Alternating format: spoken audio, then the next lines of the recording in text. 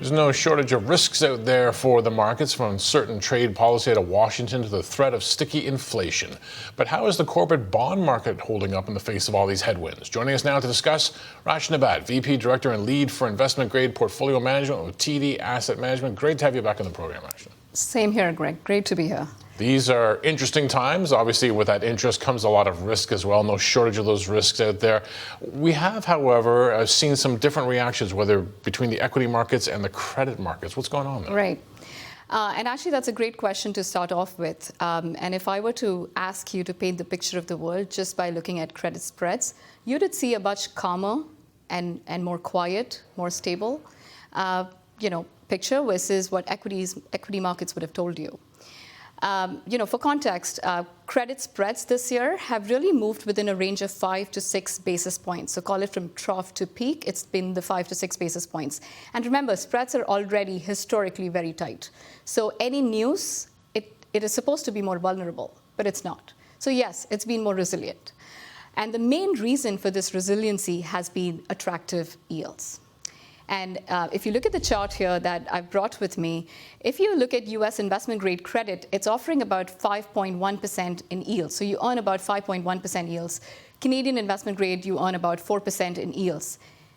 Think about this. You're able to lock in these attractive yields by buying these high quality companies, right? We're talking about companies like Bell, TELUS, Loblaw in Canada, and you're talking about Bank of America, JP Morgan. So very, very solid companies, diversified, have operational flexibility in their business, have strong pricing power, and they're offering these attractive yields. So it's a pretty good value proposition if you think about it. From in a world where default risk is likely to remain benign, macro is doing okay. There are concerns, but for now it's doing okay. So in a world that's doing okay, and those yields are being offered by high quality corporate bonds, guess what? There's a reason why that demand has been on fire. And you're seeing that demand come in week after week in terms of new money flows into this asset class. That's not it. Even the credit portfolios that we manage as portfolio managers, the coupon income that we earn has been increasing over the last 2 years, right? Because interest rates have been rising. So we're earning more income, and there's a natural need to deploy that cash without even relying on outside money to come in. So that demand is coming from many, many pockets, right? So anytime you've seen a small dip, let's say 5, 6 basis points, because the economy is okay, default risk is benign, corporate fundamentals are in good health, you've seen those dips being bought very quickly. The other reason for why the resiliency has been the case is you have to always remember that we're talking about credit markets and not equity markets. Equity markets focus on earnings growth. For credit markets, the earnings growth has to impact credit metrics. So it's a two-step process before it hits spreads, right? And not every earnings growth means an impact to credit metrics. When I say credit metrics, I mean leverage, so gross leverage, interest coverage. Those ratios take a little more for them to be impacted, and companies have done a great job building buffers in. So those are some of the key reasons for why you've seen that resiliency, and the biggest reason are those attractive yields that you're seeing. So we see the attraction of the space and why it's showing this kind of resiliency. What are the risks, though, to the credit markets in an environment like this? There's surely risk, right? And it comes from the fact that spreads are so tight. So as a credit manager, I hate these spreads, right? It's frustrating because it makes my job even harder to find value because the opportunity set is so small now. But in and of itself, it's not the reason. So tight spreads are not a reason that you should worry about corporate credit market. It's been that way. If you look back 40 years, there have been periods where spreads have been tight for a longer period of time. But when I think about risks, what can actually break the resiliency here? What can break, in my view, is something that causes a shock to both fundamentals, so corporate fundamentals, and technicals. When I say technicals, I mean that demand technical that I just spoke about. So let's think about what can cause that. What can cause that is a massive, severe global growth shock. Maybe it's driven by tariffs. I don't know. It could be something else. But when that happens, what would happen is people will start losing jobs, the demand will fall for companies, the free cash flow will shrink, and it ultimately impacts credit metrics that we spoke about. On the technical side, what happens is the demand side, as I said, what's driving spreads to be tight are those attractive yields. So those yields will fall because central banks will step in to cut interest rates at that point. So yields are going to drop. So it's a double-edged sword in the sense, and that's the biggest risk I see for credit in a scenario where we see a severe global growth shock driven by a tariff or something else. There's another risk that you have to keep in mind, which it will be a risk-off move, but may not be as material, and it depends. And that move is if, let's say, the yields start to rise up, and you have an expectation of, let's say, inflationary concerns, and you expect yields are going to rise. Rising yields means price losses. If you believe that yields are going to rise and inflationary concerns are going to come, demand will step back. But it'll be temporary in nature, because once it stabilizes, you see that demand come back in. So those are some of the scenarios that I believe can be, a widening event for credit. But overall, dips are likely to be bought. This is how the setup is right now at current yields, unless we're talking about stagflationary concerns, right? Which is slow growth, but inflation is a concern. And that could be a problem for credit. But for now, the base case is that the credit is a material widening that eats into your total returns when you invest in corporate bonds. High quality corporate bonds, it's quite low at this time, which is why we believe that investing in corporate bonds is the right place to be. Okay, so important things to keep consideration there in terms of the strengths, the attractiveness, some of the risks. We often talk about credit markets in broad strokes. Of course, there are different markets, different geographies. But let's talk about the U.S. and Canada and some divergence we've been seeing there.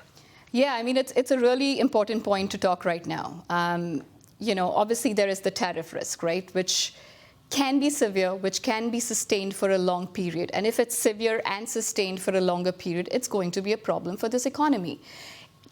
It's not been very often that Canadian corporate spread will diverge a lot from the US investment grade spread.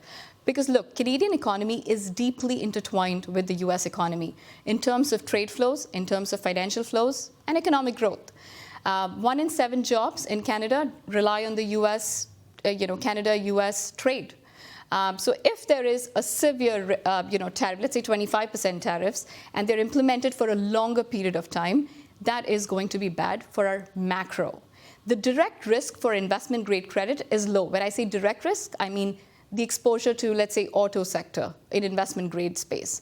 Where you'll get the impact is more from the macro angle, where people start losing jobs. If it affects everybody, all the companies, right? So that is a scenario that one has to be mindful of. But question is, do you really think we'll get severe tariffs for very long? I'm not in that camp, and the reason being, more than 30 states in the U.S. Actually, Canada is their top export, country. Why would Trump want to hurt American businesses? Midterm elections, we shouldn't forget that. It's next year, right?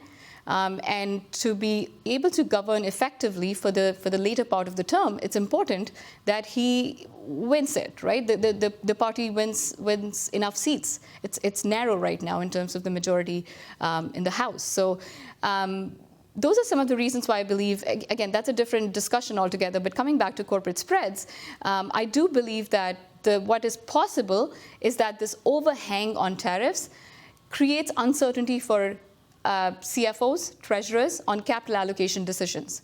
So let's say companies have a plan B right now that, I want to move my production to the US because it's so uncertain. So slowly it can trickle into your economy. That could mean modest widening. But even in that scenario, the Bank of Canada is ready to cut rates if that happens. What does that do? Well, for corporate bonds, it means your total return is still positive.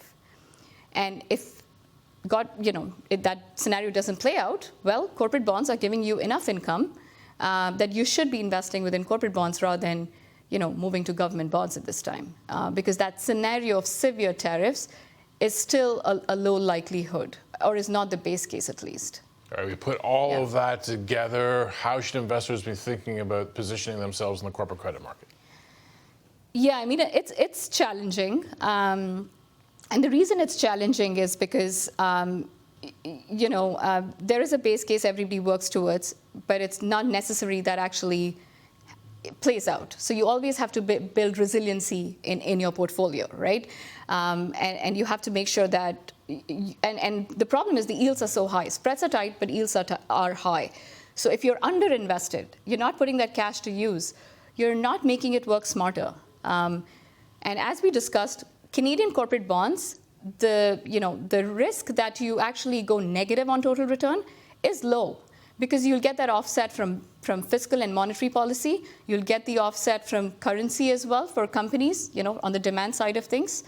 So there are reasons why one can be constructive on Canadian corporate bonds, which means you should be invested. But how you should play this out is you should be in the right sectors. So choose the right sectors, which will underperform less in a downturn and outperform, when things rally as well.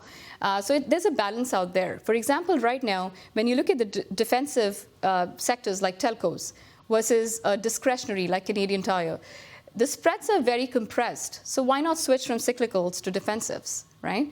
So I think those are the ways you can protect your portfolio or go into higher quality. Because, for example, right now there are some pockets where BBB credits versus single A credits, the basis is very small. So why not upgrade your portfolio and focus on shorter corporate bonds? Because, for context, unless you expect a 50 basis points more in corporate spread widening, which is unlikely, by the way, that's the situation where your total return might be negative, but it's such a low likelihood. It has to go almost above 75 basis points in widening, which is not a scenario right now. So in short, I think you pick the right spots on the curve, which is shorter corporate bonds. You stay in Canadian corporate bonds because you get that offset from Bank of Canada in a situation where spreads widen. And you focus on the right sectors and you upgrade your portfolio. Focus on high quality bonds rather than lower quality bonds. I think that's how I would position at this time.